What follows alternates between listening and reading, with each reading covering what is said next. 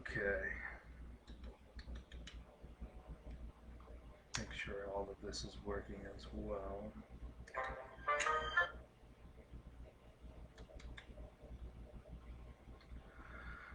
All right.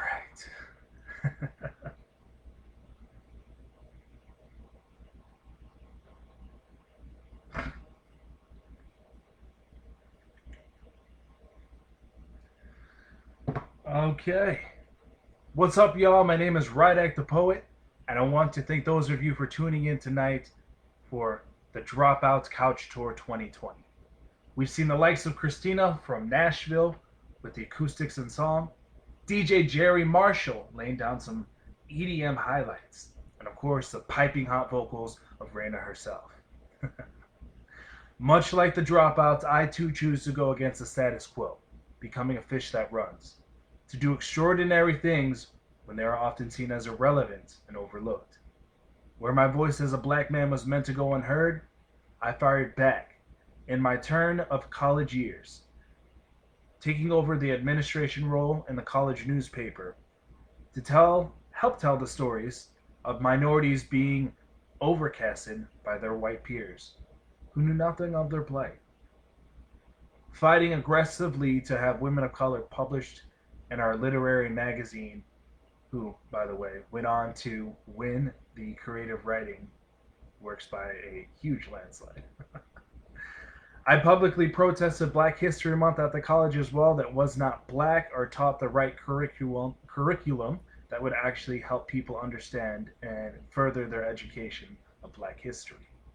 And I succeeded. I led in my local protests and assisted in the Chicago Million Man protest early on this year, and I even create my own BLM merch.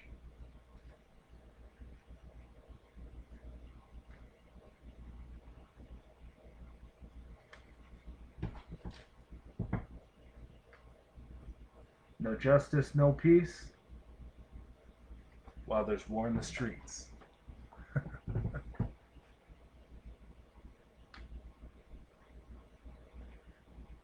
Say their names. And of course,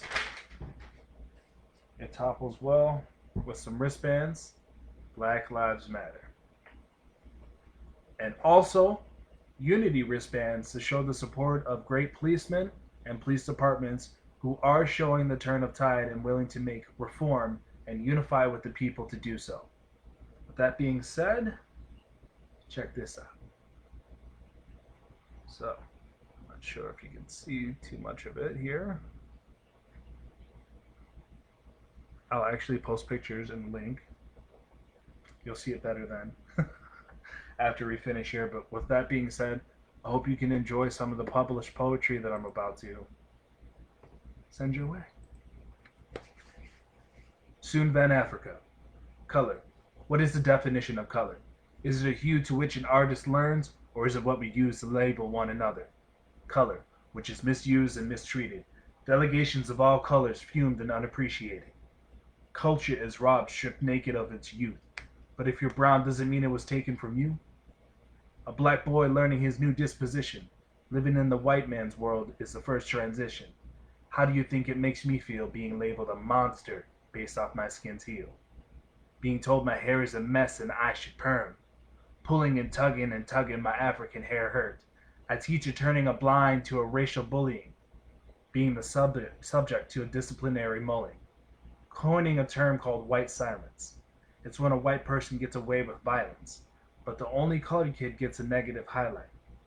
You ask me to speak about my people's situation, but silence me and place me behind the privileged white people who complain about their nation? My pleas and cries covered up as lies and annotation, telling me I should be grateful for my emancipation?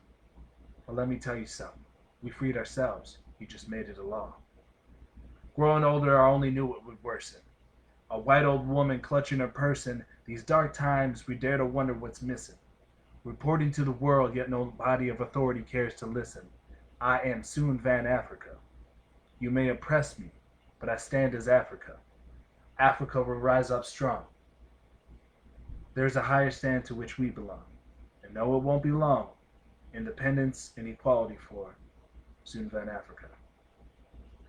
So when I said before that I protested some of the Black History Month events, this poem right here was during the Martin Luther King writing contest, and I had gotten an email that I had won in the contest and I placed third. And I was like, okay, okay, let me show up and find out what it is. So we had our practice, and I'm listening to it.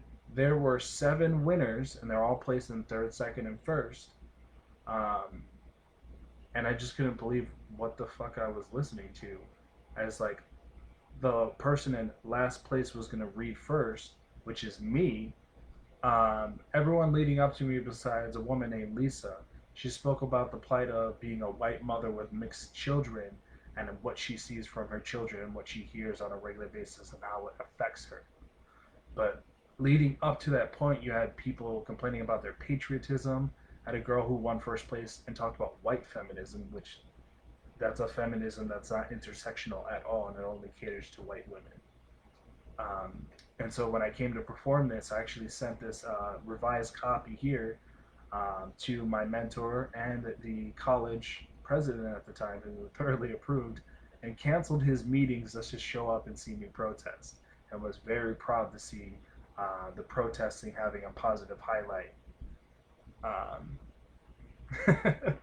this changed the game for sure, letting IVCC know that the Black History Month events were in dire need of change, that we needed more representation of people of color, and that we should be looking to really be pushing the notification of what we're doing during this time.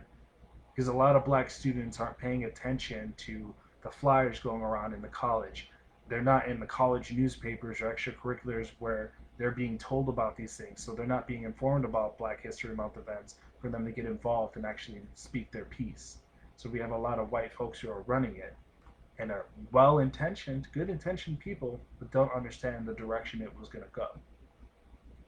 At that time, it wasn't going well. The following year, we actually were to sit together at a table with Black Student Association. We sat together with a diversity team, and they sat with me, and we actually formulated a new plan and led many different kinds of talks for Black History Month and for future generations to come. Because you know what? That's where we start. Second poem I want to read is actually called Speak Out. Speaking out. We learn many languages, many outside of our own, yet in privilege you have not learned one of ours. That is privilege. It may be hard it may be a hard word to hear, as if it were explosions over Tulsa, or the sounds of thuds as bullets riddle the body of Breonna Taylor. So I speak up. What is getting a degree and having years of experience to be beaten out of a job at Exelon to a young white man whose education doesn't exceed a GED and a year's worth of experience? What is privilege when after 400 years of slavery, many of us are shipped back and our slave owners are actually given a reparation? Many of us aren't giving money or land and have to work for that same master just to live, those who stay. When you are born free and captured just to be a slave again. Where can you work the same hours and receive a tenth of an honest pay? Not to mention lynchings and burnings to remind us of our place. So why speak out? What is privilege when you are a survivor of Tulsa and Seneca, where your marginalized people can remember the gruesome displays year after year? What is privilege when we reach a dream just to be shot for unifying the people of all color, not dividing it? What is privilege to us when the government strips the essential class, specifying the fields that which typically work into decades before it hits mass across the nation? What is privilege to the modern and speak of our social injustice? But history books will not recount the lynchings, the beatings, the mutilations, and deaths, where we are forced to remember what Hitler did to German Jews, but not what Leopold II had done. If you're looking for answers, then here's one. From 1865 to 1909, he was responsible for the mutilation, the whippings, the tortures, and deaths of 15 million African slaves. So I speak out. You fill yourself with disgust and anger against my claims, for that is what one does when they don't understand why something exists and why they must learn. Like algebra or even calculus, we are guilty of being angry at math and assuming it shouldn't exist and we never need it, only because we don't understand. So, because of the privilege you have, each of the generations didn't experience this. And if you tell me my generations have lived in a free world, then you're mistaken. I grew up in a home where my siblings and I were openly called slaves. My education built in with teachers and principals who were quick to keep me from the field trips and separate me from the others. And growing up with white peers, you thought it was cool to say, my nigga. So I'm speaking out. The speaking out poem was something that I wrote during a hard time of actually like going through the process of college of trying to be that voice that really sticks out and actually helps minorities in our community, helps the people of color actually be heard, especially during the time of DACA when Trump removed the priorities behind DACA, and we actually had students who were detained, and the like staff of the newspaper didn't even want to interview those kids who came back. We're also looking at the fact like there's a lot of issues that were going on toward the end of Obama's presidency that we were trying to address, and nothing was going on, and that was often being silenced. So I used that poem to actually speak out and make my points be known, to help people understand what the issues are that need to be addressed. A long history of negativity. The final poem I'm going to read is called Concrete Flower. And this is one that resonates with so many people, especially today as they're beginning to understand and take their journey about injustices and inequality and what equity could do to change. Concrete flower. Indefinite petals fall from a concrete flower, each petal a tear. Yet the environment gives no comfort. A withering stem of a faulty root support, the structured root gone deep, rotten from within. You ask about the flower that won't grow from its roots. You say the flower has what it needs to survive, food to grow a few times a month, learning life as days go by. You say it has no reason to fail, to shine bright and beautiful as the true flower does. Yet we don't ask why its life is so short, despite being a concrete flower. Imprinted by headstrong boots from all that follow, weakening each life it holds. We don't ask why it feels purposeless and withdrawn and forced to live bounded, why it must remain cold while the true flower grows. No fruit from the ambrosia that the true flower gets, or why each branch of roots tends to break its own support. The roots recede and the yellows dim. There is no life for a concrete flower. The understanding of that poem is really to shed light on how people not accustomed to the situations are generalizing and depicting their own thought process of how people of color or the poor, anything that is considered benefited by government support, is not surviving and striving. And it takes me back to my senior year in government history. And I went to a private Catholic school. My school was damn near 99% white. I'm sitting in this classroom, and I actually was approached by my teacher, and he asked me if I would like to assist them in teaching the African American history of the course. And I asked him why. He said, I literally never been taught anything, and I'm now taking college courses to learn it. And one of the things that the professor told me is that a lot of black people will have personal experiences that can help actually back up these parts of history, or even talk about other history and important black figures that are more important than trying to hear about Eli Whitney and the cotton gin, more important than hearing about Martin Luther King over and over again. Other black people were influential throughout time. And as I led this class, we got into modern times about all the issues that are going on, especially our court systems that don't support our black and brown youth, that they're more likely to have high sentencing or be charged as adults as minors as opposed to white peers in the same offenses and the same track record.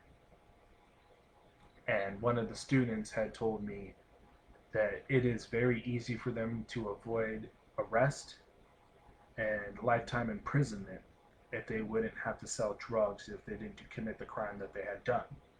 And as I tried to explain what kind of ghetto that these people are coming from, the issues that they stem from, that causes them to actually sell drugs for a living, to steal for a living. I was cut off, and the girl started to yell at me and told me that everything has to be made into a race thing, and I was being racist.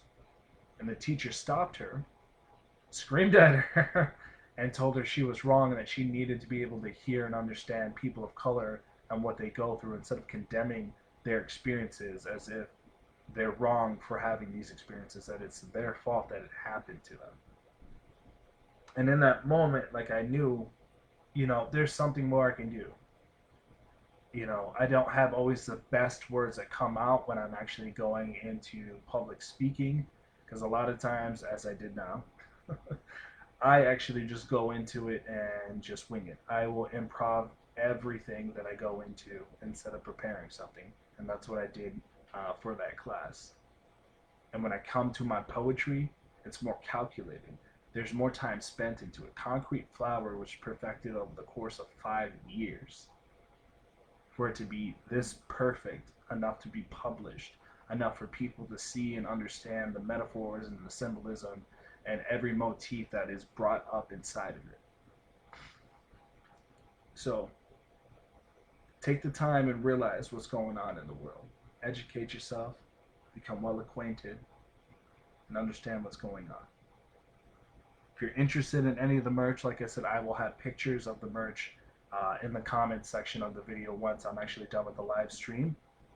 And you can, of course, contact me through my personal Facebook to get this merch as well. I also want to shout out Devin for randomly hitting me up to actually do this. And honestly, if you guys want to see something cool, click on the video above the page here and listen to like the first 15 seconds of my older brother's song, Ancient DeLoreans, and his name is Church IE. And again, guys, have a great night. Enjoy the Couch Tour 2020 by the Dropouts. Devin, you're doing some awesome shit, and I love it. You have some great people that pop up on here, have fun and whatnot. You've had my brother. I've gotten to listen to many of his freestyles and shit that he's not even let me listen to before, and it was great. And even had Nico the Bleep post up quite a few times as well, and he's a wonderful artist. So, keep up the good work. You guys have a great night.